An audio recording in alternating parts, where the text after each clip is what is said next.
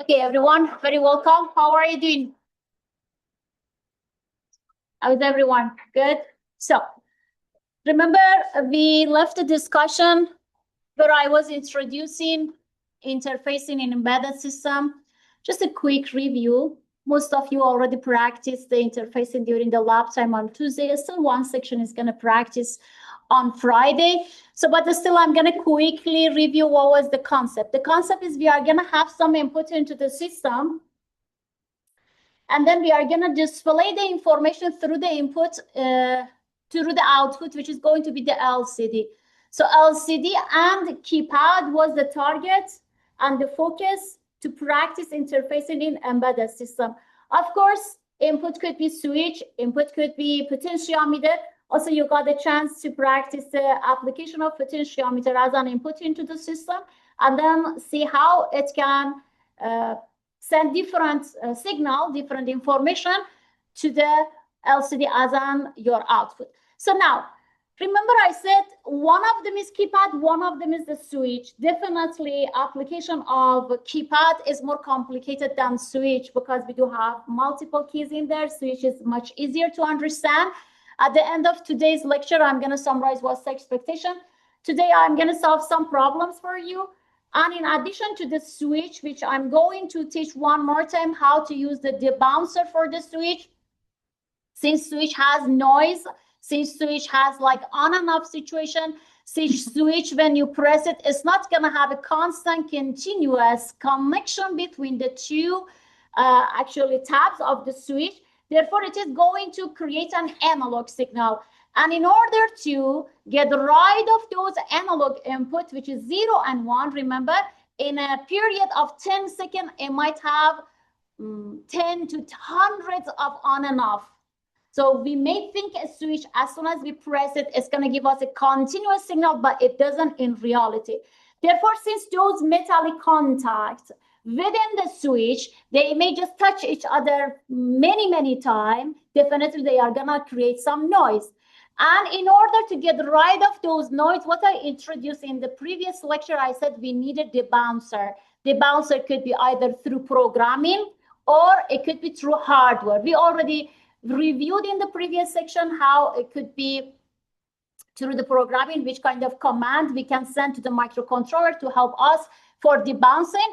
But most of the time, through the software, also it is something still usable, but it's not efficient, it's not giving us the best result.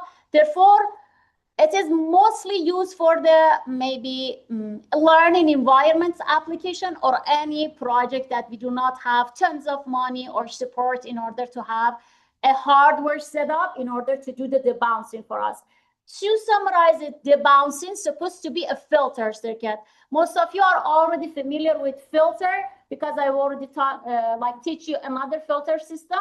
Now, also I introduced the combination of each components, which is again R and resistor and C. C is capacitor. It's going to be again another RC circuit, which we are going to calculate the amount of proper resistance, proper capacitance in order to design a debouncer. Okay, so debouncer is supposed to filter those noises for the switch, which is a product of all of those contacts, maybe many contact time.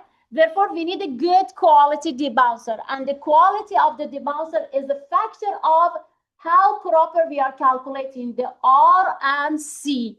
So that's one thing we are going to practice today, how to design our filter circuit, which is a debouncer. And of course, another topic at the end, maybe very quick because we already discussed the keypad before, is going to show you the interfacing in the keypad.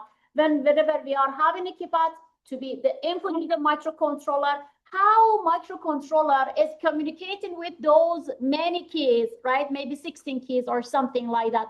Because in the keypad, we have 4 rows, 4 columns. So it means we are going to have like 16 keys to be able to communicate with the microcontroller. So another topic for today is going to be how that communication is happening between the microcontroller and the actual keypad. Whatever we are sending or when we are pressing any of the buttons, how microcontroller can manage which button is pressed, right? So that's another thing that we are gonna practice today. So let me share my screen and start with a little bit more about how to calculate your proper resistor, proper capacitor to design your debouncing circuit.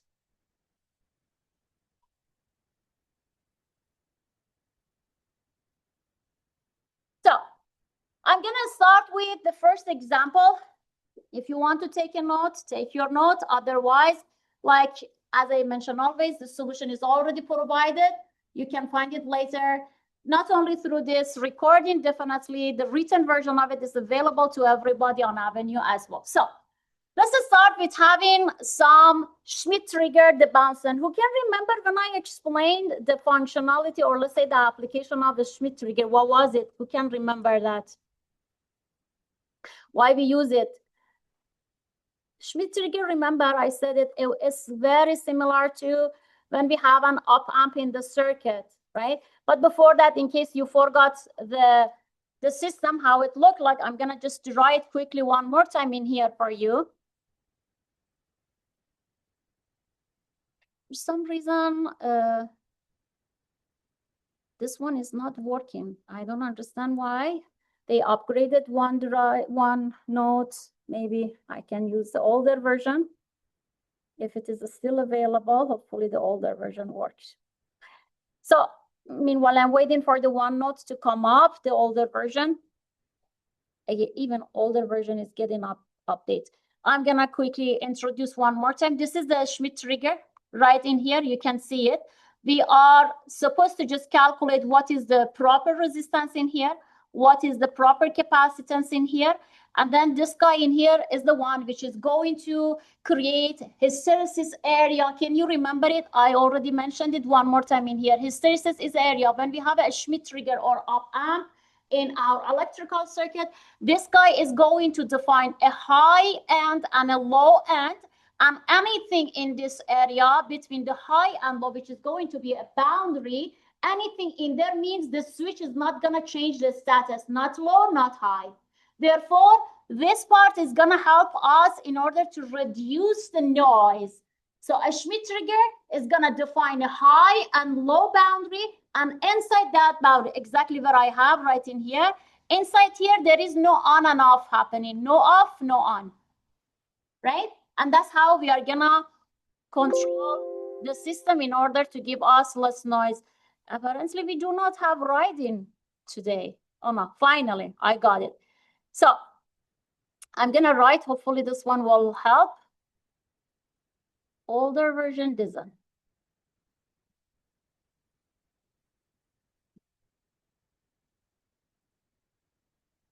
So what is the question? Question is asking, I'm having resistance to be in the system. This is my circuit. I'm gonna draw the circuit. I'm having VDD. VDD means drain voltage. I'm having VDD. VDD is given to be 4.5 volts. I'm looking at example 1, so I type in here. This is example 1. And then I'm having resistance to be 10K. And this is one more time. This is the actually a Schmitt trigger circuit, which I'm going to draw right in here. At the same time, I'm going to summarize what is the problem. Then I'm having the resistance to be 10 based on this question right in here. Resistance is 10 kilo ohm. And then I'm having the saturation voltage. One more time. Saturation voltage means the voltage right in here. This is the VSAT, saturation voltage. Then I'm having saturation voltage. I'm going to take a note, VSAT, which is always equal to VO to be 1.7 volt. This is my saturation voltage. And then what else do I have? And then right now, in the system, of course, I'm having a Schmitt trigger, right? And then my question, and this one is going to be my switch, which is grounded right in here. And then I'm trying to define what is my capacitance. What is the proper capacitance for this system? So of course, I have been given a little bit more information about what is the time. So I'm going to have switch bounce last not more than 10 milliseconds. Therefore, my T for the system is going to be 10 milliseconds. This is all I have.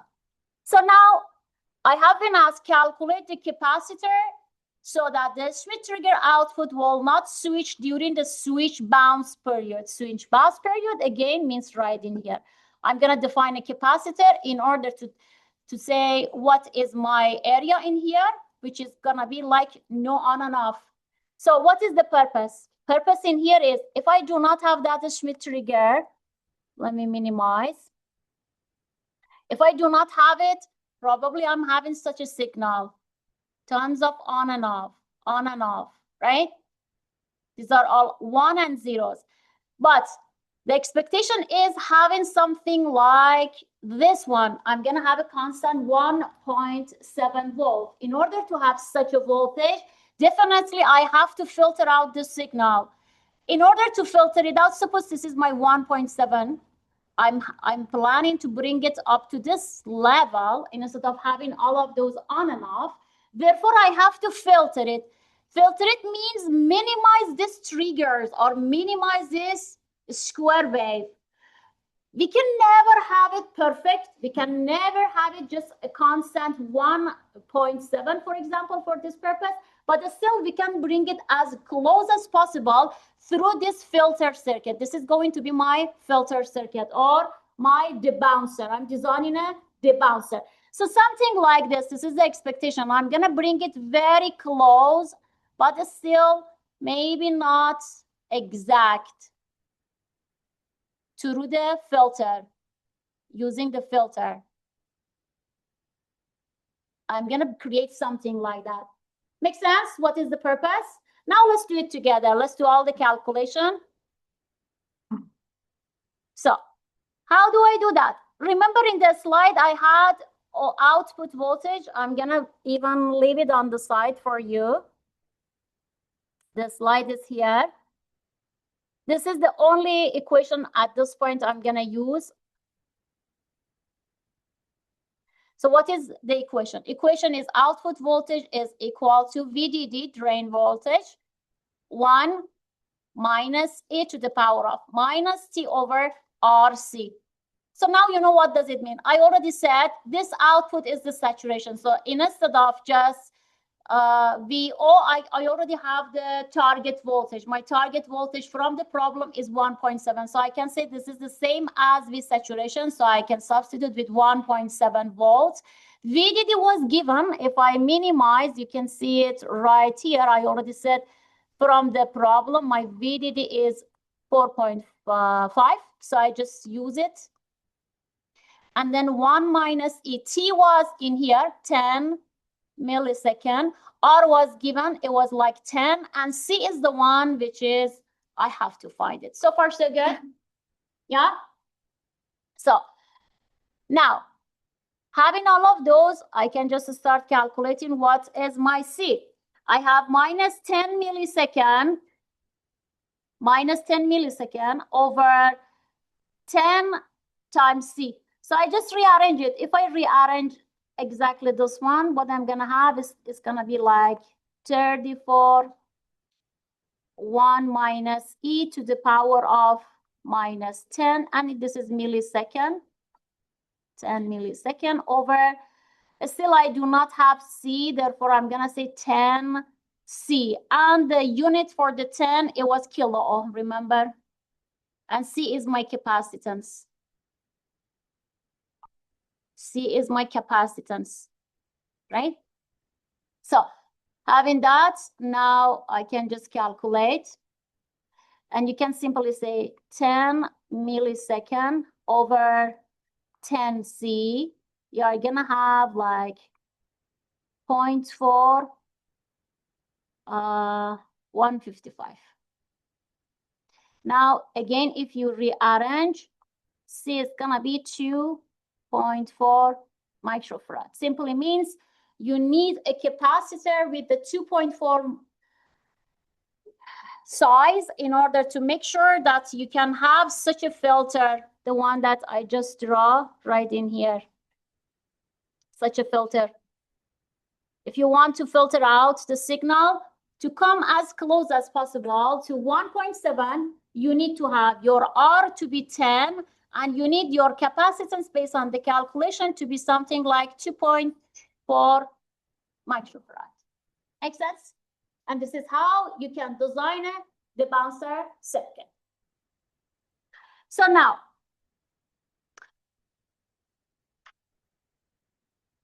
remember I already discussed the application of pull up, pull down one more time.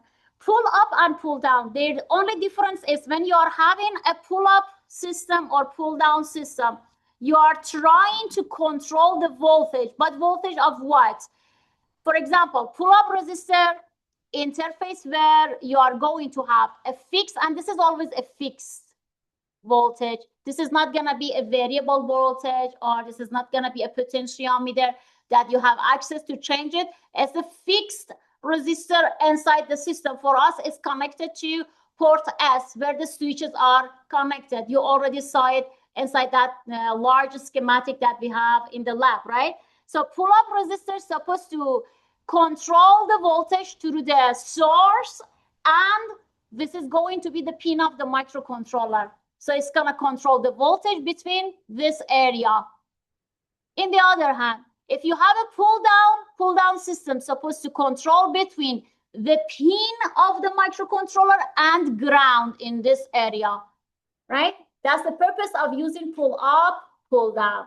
Now, if you're having a pull-up system, you can have the interface to be calculated using this equation. Again, this is your drain voltage, product of your highest amount of current and the amount of this pull-up resistor must be greater than the voltage, the minimum voltage, right?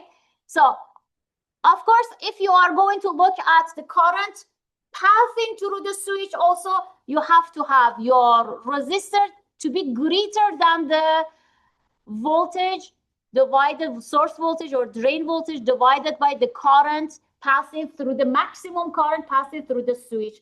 Now, using that, we can come up with another example to understand it better.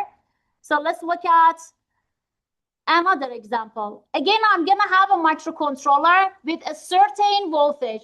The voltage is going to be example 2. My VDD given is 5. Again, VDD is going to be the one on top of the system. It is 5 volts. And then what else I have? And I'm having input current. Input current is given. And based on here, input current, again, is going to be the current for the input current to the system, to the switch. You can say input current is what's the size? 1. And then GPIO is the general purpose input output. G stands for general purpose input output switch. That's a pin, which is a general purpose pin for the microcontroller. We are connecting the device to there. So then I'm going to have the VI, the V high, the input voltage for the high is going to be 0.9 of VDD. Means I have to just put VDD in here in order to calculate it. And then what I have been asked to calculate is the pull-up resistor. We already have the equation in here. So we are going to use the same equation in order to calculate the pull-up resistance. So what I'm going to do in here, I'm going to say, let me draw the system to understand what I'm going to do. Pull-up resistor means I'm trying to control the voltage between the source and the pin of the microcontroller. This is the pin of the microcontroller. I'm going to leave UMC in here to understand this is the point which I'm going to control. And this is going to be a general purpose input output. I leave it general purpose input output pin. This is the pin of the microcontroller. And then, of course, I'm having a switch right in here. This is how we draw it in electrical schematic. Switch symbol is something like this, right? This is my switch. Try to remember all the electrical symbols. This is beneficial for even your next midterm exam. So now I'm going to use the same equation that I have right in here. in order to calculate this problem. So I'm going to say VDD minus R pull-up resistor. This is my pull-up resistor times IH. It is going to be greater than my voltage, minimum voltage, IH minimum. And this is supposed to be, if I rearrange it, supposed to give me R pull-up resistor. It's going to be less than equal VDD. You may do this rearrangement for yourself. IH minimum, IH, right? So now I have already, from the equation, from the problem, I have this one to be 0.9 of VDD. Remember, I said it right in here. And then now I'm gonna look at the actual VDD. Actual VDD, it was 5. And now I have this one to be 0.9 VDD. And I have the currents also. Current, it was 1 micro 1. Yeah, current is 1. And then what else do I need? I just simply need to rearrange it. So I can calculate now R pull-up resistor is going to be 5 minus, if you calculate this one, if VDD is 5, it's going to be, what is the number right in here? It's going to be 0.9 times 5, right? So you can say altogether, you have a 5 volt and you have, let me clean it up and write it again. So you have 5 minus 0.9 for this part times 5, right? And then in here, I is going to be 1. Now rearrange it. If you rearrange it, this is supposed to be, again, R pull-up less than 0.1 times 5, if you rearrange it. And then it's going to be something at around 500 kilo. So remember, I have to establish a limit to the current in order to ground, because I'm going to look at this part as well. Limit to the current. In order to establish a limit to the current, I have to say R pull-up greater than VDD over, I already had the switch, the current passing through the switch. I'm going to use the same one. The maximum current passed through the switch. ISW, max means the maximum current that the switch can handle. What will happen if I apply more than maximum? Remember, the contact of the switch are not resistance. If I apply more than that maximum current, simply means it's going to generate heat. And through the heat, I'm going to lose a lot of voltage. Therefore, we should always stay with the maximum current that the contact of the switch can handle in order to avoid such a situation. So then I'm going to say right in here, I have 5. I already from the problem. And then I have, if I calculate, then it becomes 20. And my maximum current in here supposed to be greater than, if I have the resistance supposed to be definitely greater than 200, based on the calculation, 250 kilo ohm, in order to stay within the boundary of the maximum current that the switch can handle and avoid any heating situation. So then I'm gonna say, now I have R pull-up must be something between these two, this one and this one. I have a boundary for it. Anything, any resistance between this boundary is going to be an acceptable resistance, which is going to be a good choice for my system. So it's going to be something between 250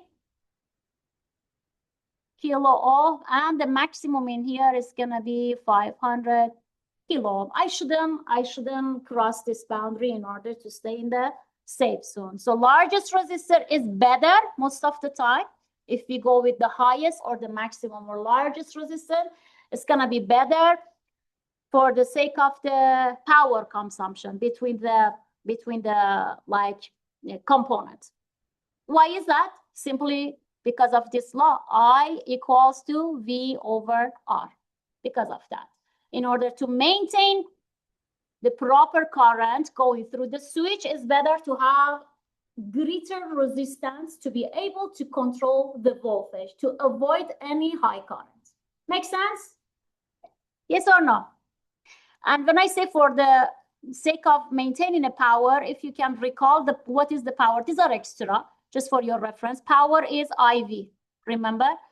And then V, if I have V, if I'm gonna replace, since I don't have the exact V in here, I can say is Ri2.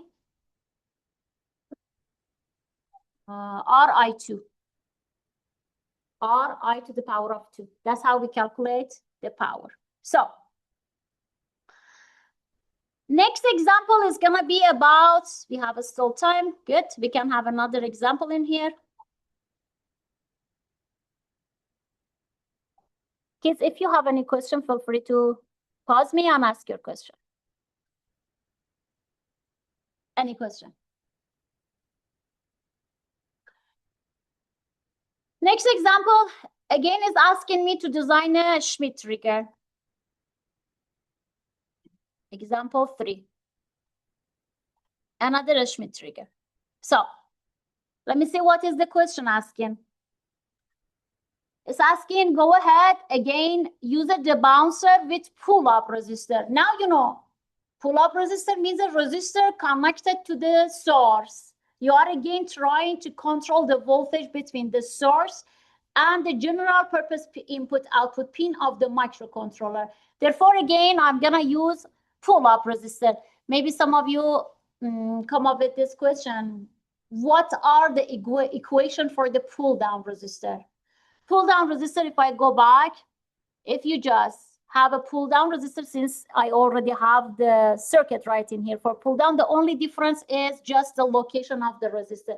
You just substitute everything in here with pull-down resistor to come up with the proper equations for the pull-down resistor. So because everything is the same components and everything is the same, just the location of the resistor is going to change. In the pull-down resistor, you are trying to control microcontroller to ground. In the pull-up resistor, you are controlling source to microcontroller. That's the only difference, right? So you can even have similar equation for the pull-down resistor. Now, in this question, you are asking this time to have a saturation voltage, again, which is going to be equal to your VO, or I would say the ideal voltage you are looking for, saturated voltage, output voltage. You can also call it the ideal voltage I'm looking for to maintain a proper application of the system. It's going to be in this example 2 volts. This is my saturation voltage. Okay, positive going threshold for the switch trigger with VDD. VDD drain voltage is 5 volts for the Schmitt trigger, and the switch bounce lasts not more than, again, switch bounce lasts not more than 5 seconds, 10 seconds, whatever. What does that mean? Means any on and off. Any on and off, right? So last no more than 10 milliseconds. Again, T is 10 milliseconds. What else? Now you have been asked to design a switch interface to protect switch with the maximum current of less than, again, maximum current for the switch is gonna be in this example 200. Very similar, but still a little bit different. And calculate the capacitor. Remember, in there I calculated resistance. What is the boundary of the proper resistance for me in order to make sure that I'm maintaining the proper current and I'm not damaging the system or the switch in here? Again, why? Because I don't want any heat, any excess heat, right? So now, this time instead of resistance, we are gonna practice how to calculate the capacitance. Equation is the same. I do have resistance right now. I'm gonna this time calculate capacitance. So how do I do it? I'm gonna go ahead and again use the same equation, VDD minus R pull up. Remember the current must be in here, current high, greater than VIH min, right? Then if we rearrange again, as we did before, R pull up is going to be less than equal from the information we have minus 2 times 2 times 5. What else I have? And I have 20.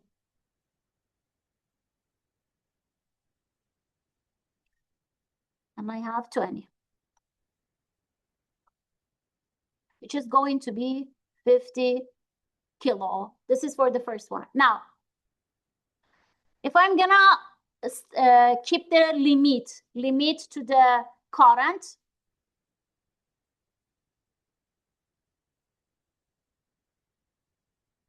what do I do in order to do so?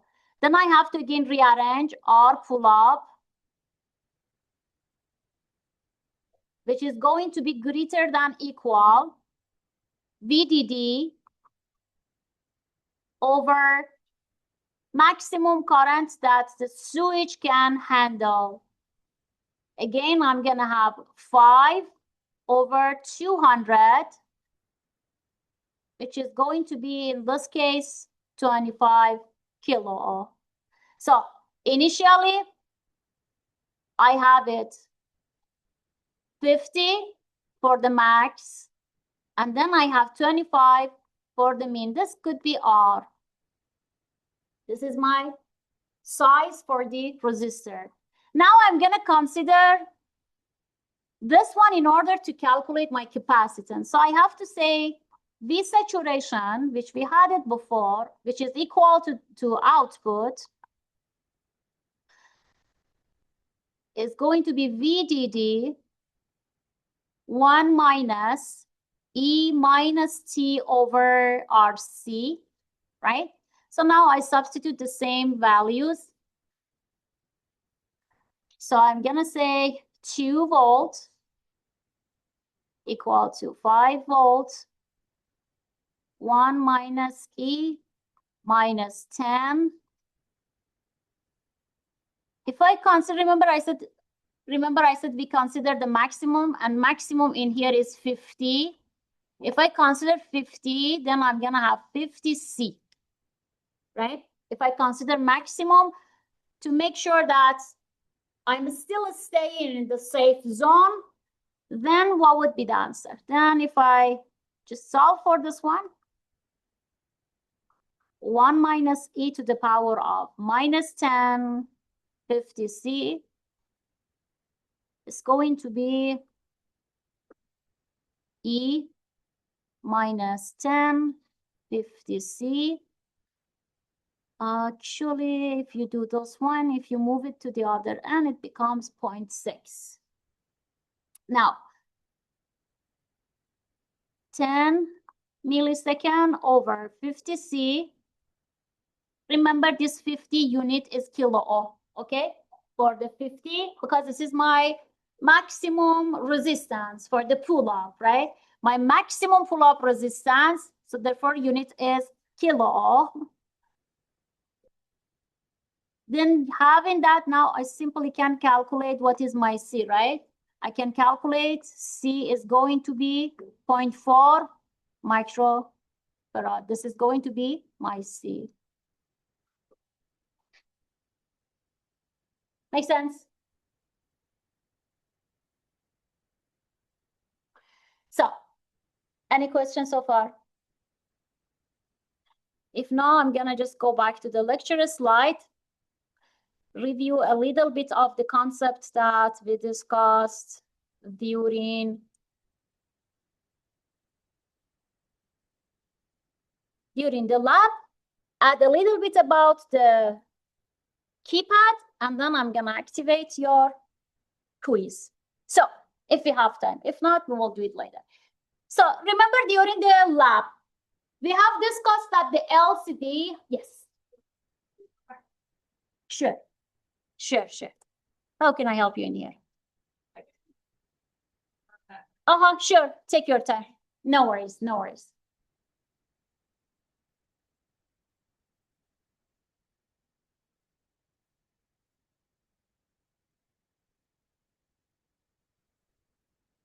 Good? Everyone good with the calculation? Yeah? Okay. Now let's look at here. Remember in the lab, we had the LCD with all of these pins on top.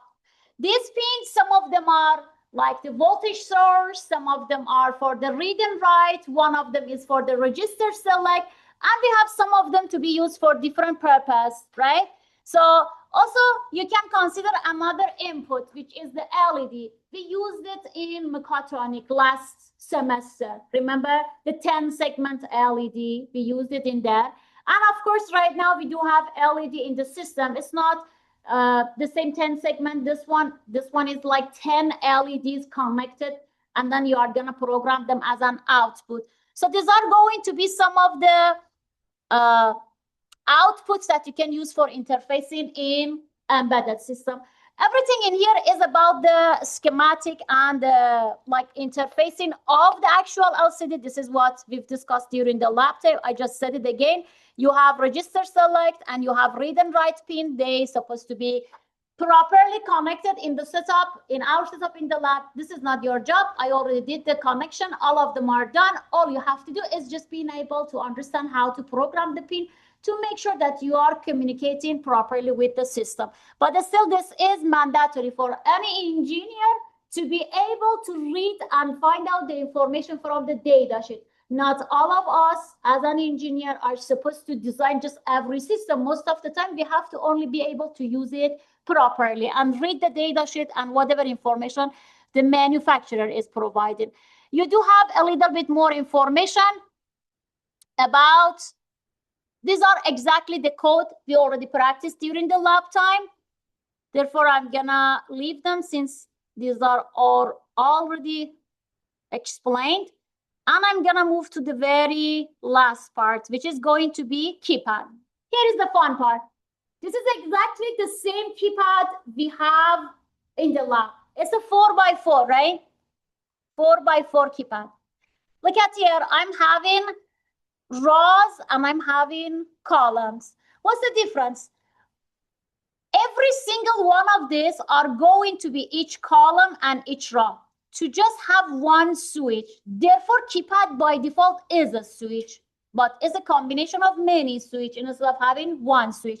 And these are not going to be used like as a single switch, separate switch, individual switch. They have some connection. But when microcontroller is treating them, microcontroller treat them exactly as a single switch because microcontroller is unable at the same time receive multiple input. It can receive one input at a time, right? One input at a time, generate one output at a time. But of course, the same output could be displayed through different outputs, such as the same information could be displayed through the LEDs and on the LCD as well. Or if you have RGB engaged, even on the RGB as well. But you never can have multiple input to the system, right? So now, if I'm having this many keypad, simply means all of the rows are connected to a port on the microcontroller, which is the output. This is the output port. And then on the other hand, all of this column on the keypad are connected to the another port, but this port is input. Therefore, I'm having input port, output port. Means rows are managed through the output, and then columns are managed through the input. If that's the scenario, how microcontroller is going to understand when I'm pressing 1, for example, what should be the output for 1? Remember in the lab, I had you all to just look at all of the switch cases I defined, and I asked you look at them, understand how I program in here. Each switch in there supposed to do a job. For example, 1 was assigned in order to clear your entire screen to another maybe application. Some of them, if you press 1 message was displayed, welcome to McMaster or welcome to 40 City course or whatever. Therefore, microcontroller can understand like this. Microcontroller each time will ground anytime you press a switch. It will ground every single column, right? And simply means, if ground means what? It will ground them means it's going to put 1 in every single one of them, right? Until 1 key is pressed. If 1 key is pressed, for example, if I'm pressing 1 to clear the screen, the 1 which is pressed, it will turn to 0 instead of 1. That's how microcontroller can understand which key is pressed. Therefore, when I press here, if I press 1, microcontroller will grant D2, D1, D0, but not D3. And since D3 is not grounded, it will send the signal. Make sense? That's how microcontroller, another picture, clear picture in here. For example, if I'm having all of them 0 and all of them 1 in here, simply means no key is pressed. None of the keys are pressed. Why we say columns are grounded? Columns are grounded, not the rows. Rows, remember, rows are output ports, and we are going to have an input. Input is going to be generated through the one which is grounded. These are connected to input to send the signal. Now, makes sense? Why is that? Because we need to send the signal. And therefore, if none of the keys, for example, if nothing is pressed, everything is released as it is, I'm having 0 in the rows and I'm having 1, therefore nothing is going to be displayed on my LCD. But as soon as I'm going to press 1, what will happen? After I press 1, since microcontroller is supposed to ground everything which is not pressed, it will ground this 3, but not this one. This one is not grounded. And since it is not grounded, means through the resistance, there is no connection. Therefore, I'm going to receive a signal, right? So then I'm going to have, as a result, I'm going to have 0, 1, 1 in here and 0, 1, 1, 1 in here. And that's how microcontroller can understand which key is pressed. Make sense? That's the logic behind it. Remember in the lab, we do have a little IC on the bottom of the setup. And sometimes, for example, if you even connect the keypad to the system, you can see no information is going to be passed. If you are missing the encoder, encoder is the one which is communicating between the keypad and the microcontroller. Very similar to what we need for the DC motor or for a stepper motor. Always we need an IC to help us to communicate better between the motor in order to control the direction of rotation or the speed control, right? And for the keypad, we need an IC. But this IC for the keypad, we call it encoder. What we call it for the DC motor? The IC that we use for motor control, we call it H-bridge. We call it H-bridge. But the IC we use for the keypad interfacing, we call it encoder. So anytime from now, when I say encoder, you know what I'm talking about. I'm talking about the IC that we need to communicate between the keypad and the microcontroller, not keypad and the LCD, right? So this is something that it is connected to the bottom of the setup. At this point, I'm done with the interfacing. Hopefully everybody enjoyed it. I'm gonna stop this one, but if you have any question for me, please feel free asking me a question. I'm here. Any question? No? So I can just pause this one and I can activate your quiz.